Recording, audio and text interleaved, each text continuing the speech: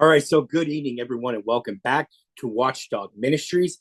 Here is your evening news report covering the U.S. and the world.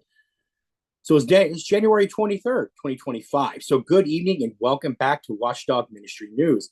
I'm Jared W Campbell, and tonight I will provide an in-depth, objective analysis of today's U.S. and global affairs, with a focus on President Donald Trump's third day in office, major political, economic, and healthcare updates, and critical international conflicts involving Russia, Ukraine, China-Taiwan, and also Israel and Hamas. In addition to these breaking developments, we'll integrate insights from three RAND Corporation reports, analyzing U.S. geopolitical strategies, military competition, and counterinsurgency operations. If you don't know what's going on, read the playbook. In the U.S. breaking news, President Donald Trump's third day in office, key announcements and policies. Trump's World Economic Forum speech.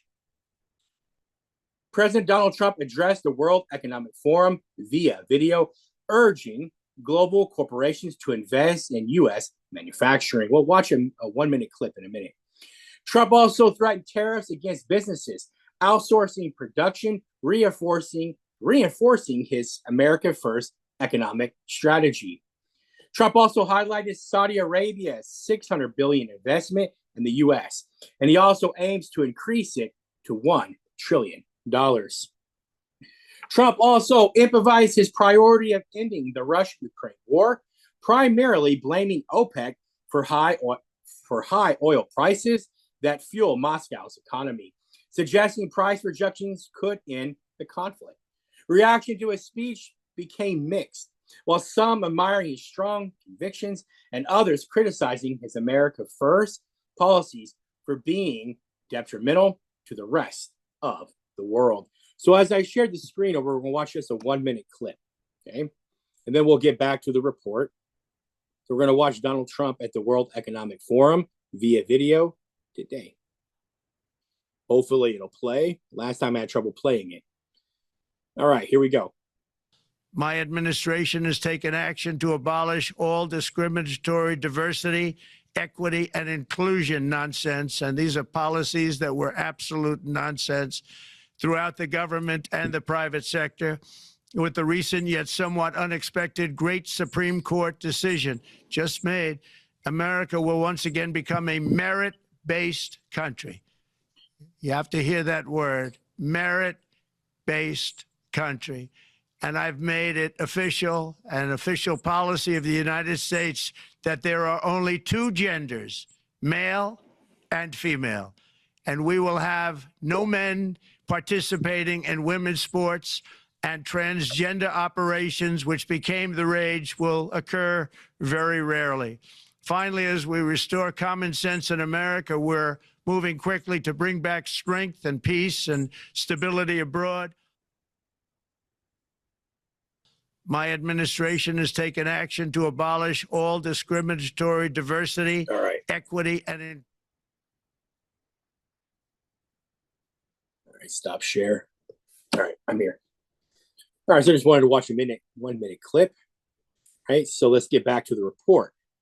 So I had just finished talking about how Trump improvised his priority of ending the Russia-Ukraine war, and he primarily blamed OPEC for the high oil prices that is fueling Moscow's economy right now.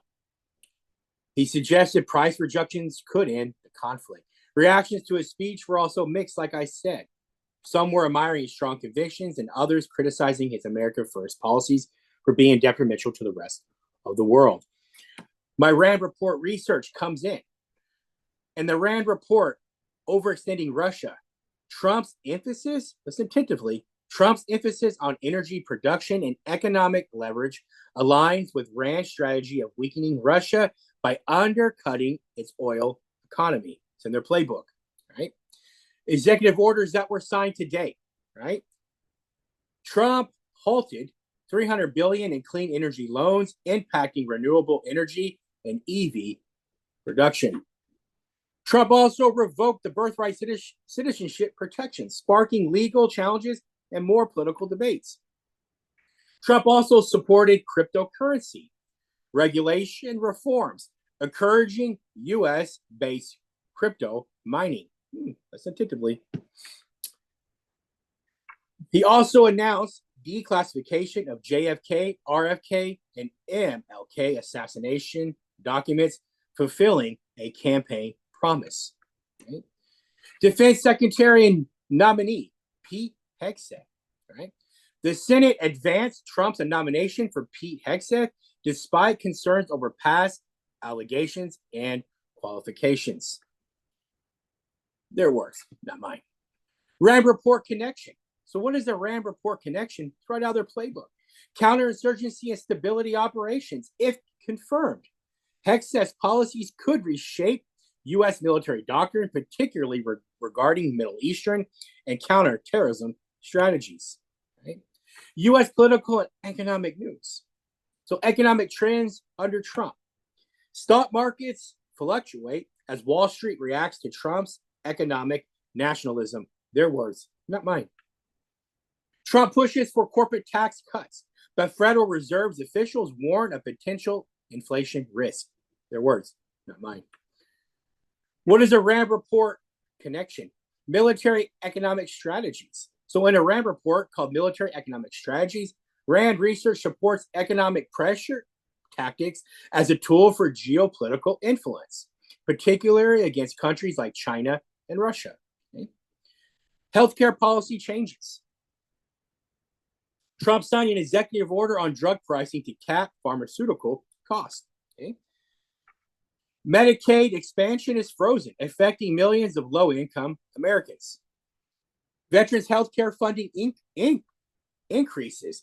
So veteran healthcare funding is going to be increasing, and they're going to be prioritizing PTSD and mental health treatment. That's awesome. I like that. Okay, so let's move on to our world breaking news. So Russia-Ukraine war, escalation, and strategic risk. Rand Report, Russia's war in Ukraine and NATO strategies. So as of today, Trump demands that Putin negotiate a peace deal, warning of severe economic sanctions if Russia refuses. Retired General Keith Kellogg was appointed special envoy tasked with securing a Russia-Ukraine resolution within the next 100 days. We'll see, right? Battlefield updates. Russia is claiming new gains in the Donetsk and Kharkiv regions, while Ukraine faces workforce shortages. Anybody out there that knows something different? Hit me a comment, right? I love to do the research. NATO Secretary General Mark Rutte warns that a Russian victory would threaten NATO deterrence. Of course it would. Rand Report connection. And the Rand Report connection overextending Russia, the U.S. strategy of targeting Russia's economic vulnerabilities aligns with Rand's cost-imposing options. That's the playbook. China-Taiwan conflict. Tensions on the rise. Rand Report. Military competition and strategic deterrence. A retired Taiwan general was arrested for espionage, allegedly assisting China in invasion preparations, so they say, right? Chinese military warships maneuvering near Taiwan with heightening tensions on the way. Taiwan boosts defense alliances with Japan and the U.S., countering China's regional expansion, right? It sounds like everybody's trying to expand, right? It's expansion everywhere. Listen to me, right? All right, so Israel-Hamas ceasefire, fragile stability among uncertainty, right? Rand Report, counterinsurgency and stability operations. 5-day ceasefire holds, allowing humanitarian aid into Gaza, but Israeli military actions continue in the West Bank. Over 653 aid trucks deliver supplies, including fuel for health facilities. Hamas to release updates on Israeli hostages, offering a glimmer of hope to worried families. Okay, what's a Rand Report connection? According to the counterinsurgency strategy, Rand's research highlights the dangers of relying solely on military solutions and urges diplomatic engagement. Yeah, well, we don't see a lot of that happening now, do we? Deep dive. Connecting RAND reports to global conflicts. So I'm going to dive a little deeper before I get out of here tonight. Russia-Ukraine, economic warfare and military strain. The RAND report suggests that increasing U.S. energy exports could cripple Russia's economy, a tactic Trump is actively considering. Okay? Despite Western sanctions, China is propping up Russia's economy by buying discounted oil. Well, that's smart, right? China-Taiwan deterrence and military strategy. The RAND report warns that Taiwan must accelerate military modernization to counter China's growing naval threat. It's interesting. Trump's stance on Taiwan remains unclear, but potential U.S. Army aid could escalate tensions with China. Israel-Hamas path to long-term stability. Could that happen? Rand's counterinsurgency models suggest that military victories alone will not resolve deep-rooted conflicts. A U.S.-led diplomatic effort could prevent further hostilities, but peace remains fragile. And as I close out, what is the road ahead? Trump's foreign policy, high-risk gamble or strategic masterstroke? Trump's economic and military strategies align with Rand's recommendation on pressuring countries like Russia and China, but long-term consequences remain uncertain. China and Russia are likely to retaliate with economic and military countermeasures. Even says those in those reports, right? Could happen. Involving global conflicts. Ukraine remains locked in a war of attrition, with AI-driven and drone warfare shaping the battlefield. Taiwan is facing lots of threats, with China testing regional deterrence capabilities. Israel and Hamas on the edge of further conflict as diplomatic channels struggle to hold the ceasefire. The international landscape remains fraught with tensions as long-standing conflicts persist. The prospect of a negotiated settlement in Ukraine hinges on complex geopolitical considerations, with Russia's resilience and Western support playing the pivotal roles. The situation in Taiwan underscores the delicate balance of power in East Asia, where internal vulnerabilities can be exploited amid external pressures. Meanwhile, the fragile ceasefire between Israel and Hamas offers a glimmer of hope, yet the underlying issues driving the conflict remain unresolved. As these events unfold, the global community must navigate through diplomatic, economic, and humanitarian challenges to foster stability and peace. Thank you all again for tuning in to Watchdog Ministry News. Our commitment remains to deliver objective, fact-based, and strategic analysis of the world's most critical issues we face today. Stay informed, stay vigilant, and join us next time for a more in-depth reporting. I love you all so much, but that is my report for this evening, and I'm out. You all have a blessed day. I love you all so much.